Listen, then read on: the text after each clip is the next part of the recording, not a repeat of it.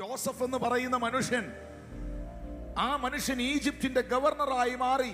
എന്താണ് അതിന്റെ കാരണം എന്ന് ചോദിച്ചാൽ, അവിശ്വസ്തനാകാൻ തന്റെ മുമ്പിൽ ഒട്ടനവധി അവസരങ്ങൾ വന്നിട്ടും തന്റെ ജീവിതത്തിൽ ദൈവത്തിന്റെ മുൻപാകെ വിശ്വസ്തനായി നടന്ന കാരണം കൊണ്ടാണ് ദൈവത്തിന്റെ ഫേവർ ജോസഫിന്റെ മേളിൽ ഉണ്ടായിരുന്നത്. തന്റെ ഫേവർ നമ്മുടെ മേളിൽ ഇടാൻ ദൈവത്തിന് ദൈവത്തിൻ്റെതായ ചില റീസണുകൾ, ചില കാരണങ്ങൾ ഉണ്ട്.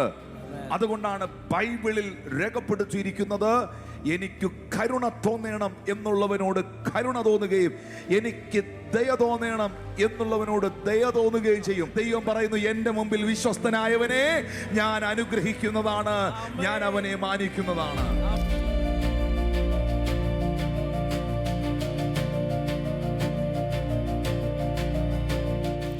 ഫെയ്ത്ത്ഫുൾ ആയിരിക്കുക.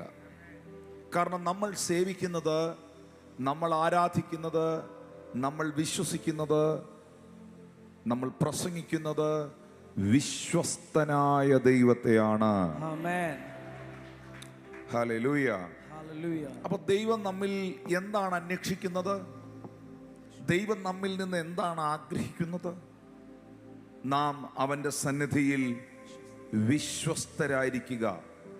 ദൈവം നമ്മെ ഏൽപ്പിച്ച എല്ലാത്തിലും, അതിൽ കുടുംബമുണ്ട്, കുഞ്ഞുങ്ങളുണ്ട്, ബിസിനസ്സുണ്ട്, സഭയുണ്ട്, ബന്ധങ്ങളുണ്ട്, നാം പ്രവർത്തിക്കുന്ന സകല മേഖലകളുമുണ്ട്.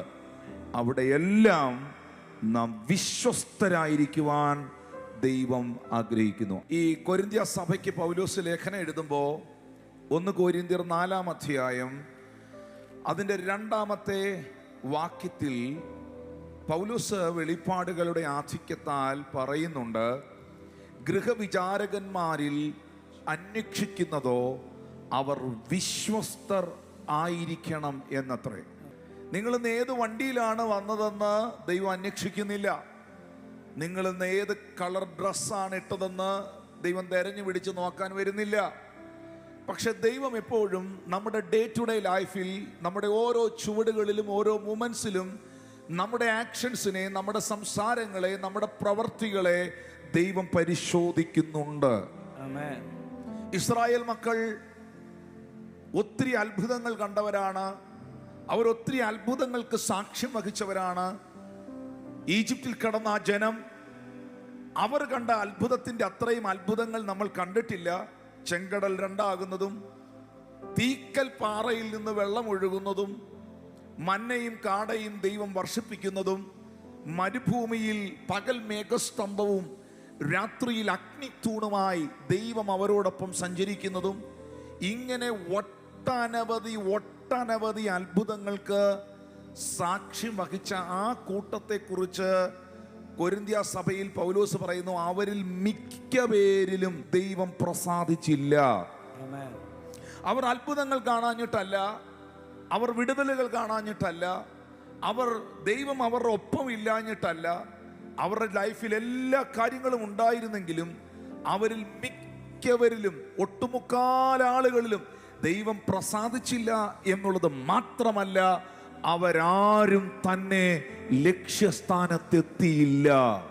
എന്താണ് അതിന്റെ കാരണമെന്ന് ചോദിച്ചാൽ ദൈവം അതിന് മറുപടി പറയുന്നു, മോശേ, ഞാൻ ഈ ജനത്തിന്റെ പിറുപിറുപ്പ് കേട്ടിരിക്കുന്നു.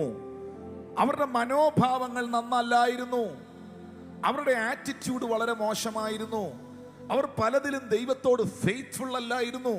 നമ്മൾ ഇനി എന്തൊക്കെ ചെയ്തെന്ന് പറഞ്ഞാലും നമ്മിൽ പ്രവർത്തിക്കേണ്ടത്, നമ്മെ അനുഗ്രഹിക്കേണ്ടത്, നമ്മളെ വളർത്തേണ്ടത്, ഉയർത്തേണ്ടത്, മാനിക്കേണ്ടത് അത് ദൈവമാണ് നമുക്ക് വേണ്ടി ചെയ്യേണ്ടത്. അത് ദൈവം നമ്മിൽ ചെയ്യാൻ നമ്മളിൽ തന്നെ ക്രിയേറ്റ് ചെയ്യേണ്ടതായ ചില കാര്യങ്ങളുണ്ട്. നിങ്ങൾ നോക്കുമ്പോൾ വേദപുസ്തകത്തിൽ ജോസഫ് എന്ന് പറയുന്ന മനുഷ്യൻ, ആ മനുഷ്യൻ ഈജിപ്തിന്റെ ഗവർണറായി മാറി. ആ മനുഷ്യൻ ഏറ്റവും പരമോന്നതമായ സ്ഥാനത്തിലെത്തി. തന്റെ സഹോദരങ്ങൾ തന്റെ കാല് പിടിച്ച് നമസ്കരിച്ചു. മിസ്രൈമിൽ സുഭിക്ഷിതമായ പ്രോസ്പെരിറ്റി, അഭിവൃദ്ധി ഉണ്ടായ കാലത്ത് ആ ജനം ജോസഫിന്റെ അടുക്കൽ ഗോതമ്പിന് വേണ്ടി വന്നു.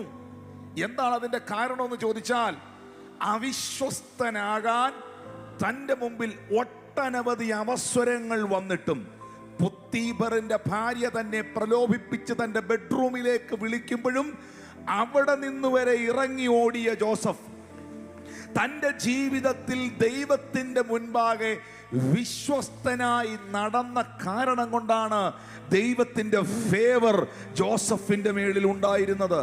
ആമേൻ.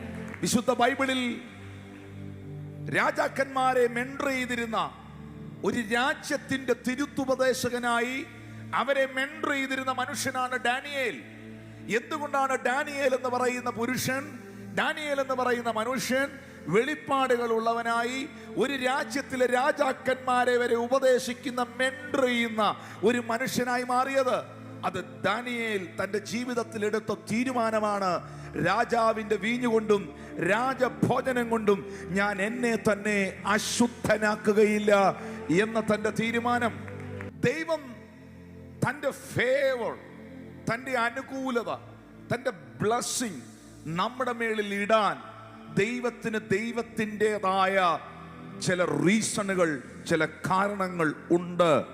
അതുകൊണ്ടാണ് ബൈബിളിൽ രേഖപ്പെടുത്തിയിരിക്കുന്നത്, എനിക്ക് കരുണ തോന്നണം എന്നുള്ളവനോട് കരുണ തോന്നുകയും എനിക്ക് ദയ തോന്നണം എന്നുള്ളവനോട് ദയ തോന്നുകയും ചെയ്യും. ദൈവം പറയുന്നു, എന്റെ മുമ്പിൽ വിശ്വസ്തനായവനെ ഞാൻ അനുഗ്രഹിക്കുന്നതാണ്, ഞാൻ അവനെ മാനിക്കുന്നതാണ്.